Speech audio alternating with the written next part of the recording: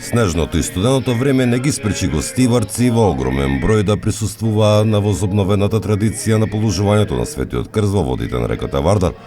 По утринската литургија во соборниот храм Пресвета Богородица, верниците тргнаа по гостиварските улици се до Малиот мост, каде што митрополитот Етовско-Гостиварски господин Јосиф го спушти Светиот крст во водите на Вардар.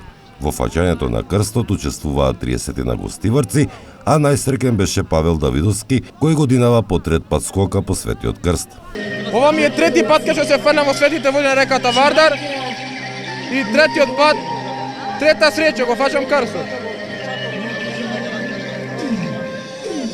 Чувството е незаменливо. Митрополитот Етовско-Гостиварски господин Јосиф го награди со икона и крст, инаку во гостиварските села Дебреше, Зубовце, Галате, Врапчиште, Долна Баница, Беловиште и во останатите гостиварски села, како и селата во Мавровскиот регион, верниците присуствуваа на спуштањето на Светиот крст во реките и црковните базени, а гостиварското архиерерско наместништво изврши одврзување на 58 крстови.